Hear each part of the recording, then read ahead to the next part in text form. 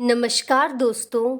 आज हम एक ऐसे विषय पर बात करेंगे जो जीवन को पूरी तरह से बदलने की शक्ति रखता है और वह है आभार।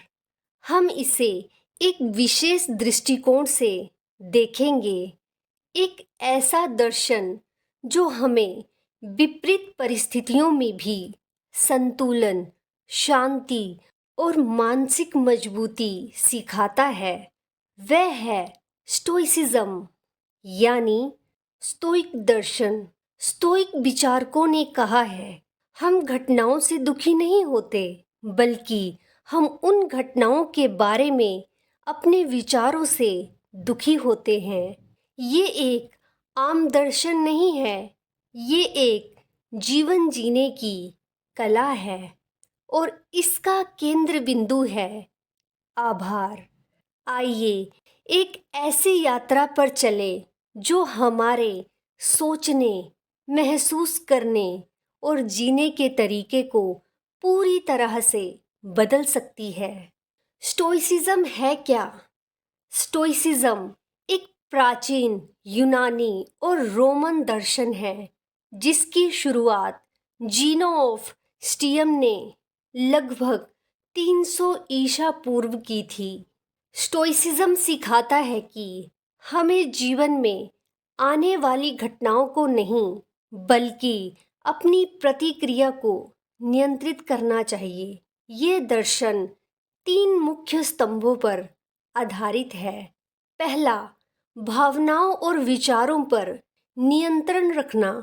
दूसरा, नैतिक सद्गुणों का अभ्यास करना, जैसे धैर्य, विवेक, साहस और न्याय।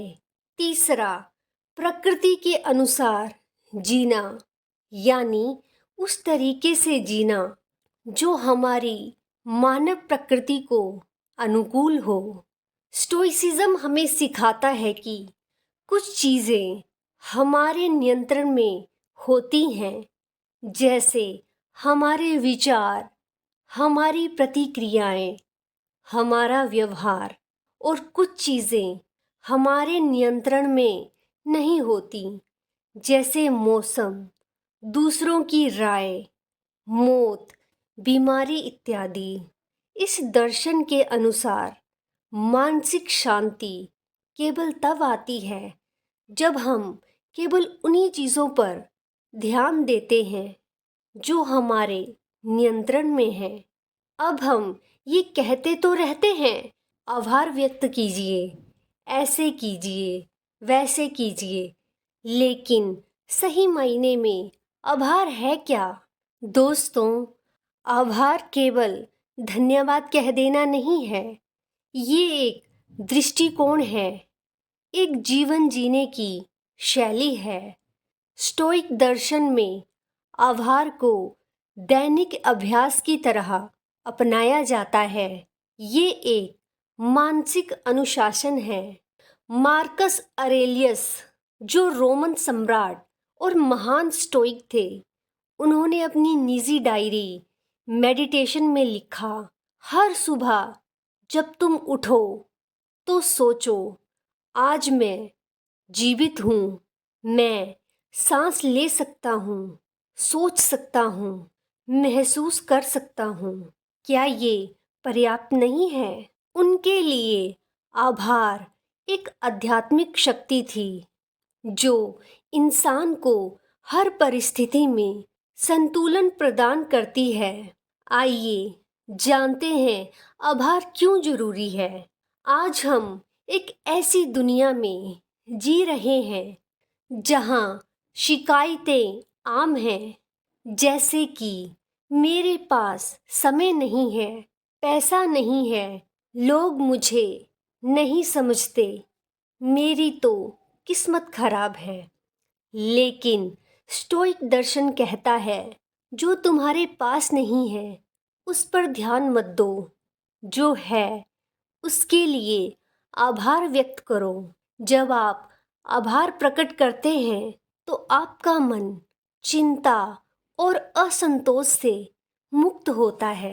वैज्ञानिक रूप से भी वैज्ञानिक रूप से भी ये सिद्ध हो चुका है कि आभार व्यक्त करने से दिमाग में डोपामिन और सेरोटोनिन जैसे सकारात्मक रसायन सक्रिय होते हैं जो खुशी और शांति लाते हैं। आभार हमारे ध्यान को वर्तमान में लाता है।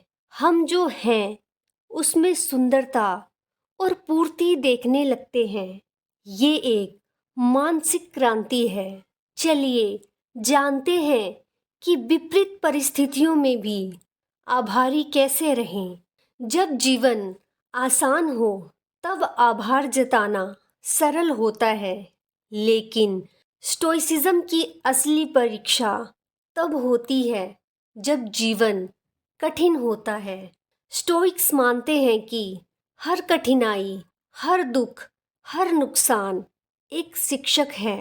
एपिक्टेटस, जो खुद एक गुलाम थे, उन्होंने कहा, ये मायने नहीं रखता कि तुम्हारे साथ क्या होता है, बल्कि ये मायने रखता है कि तुम उस पर कैसी प्रतिक्रिया देते हो। जब आप किसी कठिन परिस्थिति में होते हो, जैसे कि बीमारी, नौकरी की हानि, अपमान या दुख, तब स्टोइसिज्म आपको सिखाता है कि उस स्थिति में भी कुछ सीख है, कोई विकास है और उसमें भी आभार की संभावना है। चलिए एक स्टोइक अभ्यास से जानते हैं।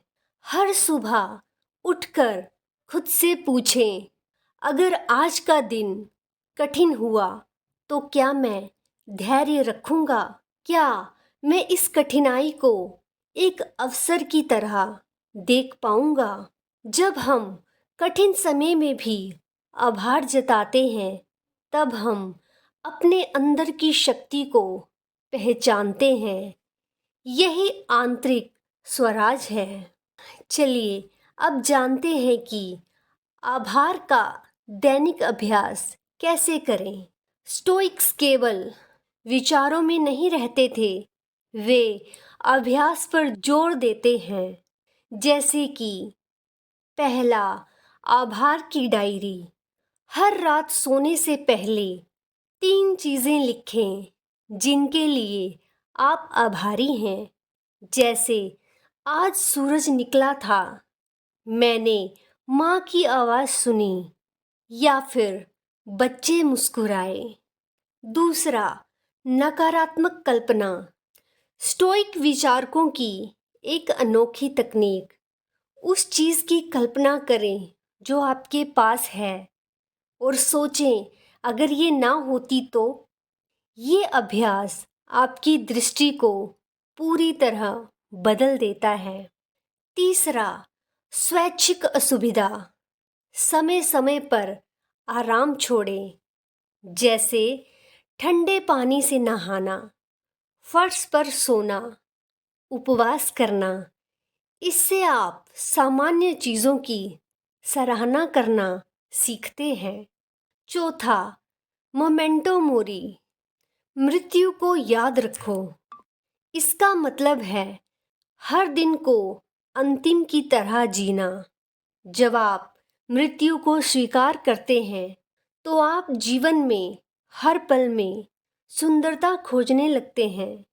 दोस्तों, जब आप स्टोइक आभार को अपनाते हैं तो आपके जीवन में इस तरह के परिवर्तन होते हैं, जैसे कि आप दूसरों की तुलना करना बंद करते हैं, आप अपनी परिस्थितियों से लड़ना बंद करते हैं, आप छोटी छोटी बातों में भी सौंदर्य देखने लगते हैं। आपके शब्द बदल जाते हैं, जैसे शिकायत से सराहना तक। आपका दृष्टिकोण बदलता है, जैसे क्रोध से शांति की ओर। आपका जीवन बदलता है, जैसे तनाव से आत्मबल की ओर। स्टोइसिज्म हमें सिखाता है कि आभार केवल एक भावना नहीं है, ये एक शक्ति है जो भीतर से उन्नति लाती है। चलिए एक प्रेरणादायक कहानी के माध्यम से समझते हैं। एक बार एक गरीब व्यक्ति एपिक्टेटस के पास आया और बोला, मेरे पास कुछ भी नहीं है, मैं बहुत दुखी हूँ। एपिक्टेटस मुस्कुराए और बोले, क्या तुम्हारे पास आंखें हैं? वह बोला, हाँ। क्या तुम्हारे पास सोचने की शक्ति है? वह बोला, हाँ। क्या तुम सांस ले रहे हो? वह बोला, हाँ। एपिक्टेटस बोले, तो फिर तुम खाली हाथ नहीं हो, तुम अमूल्य हो। केवल तुम्हारी दृष्टि ही तुम्हें गरीब बना रही है।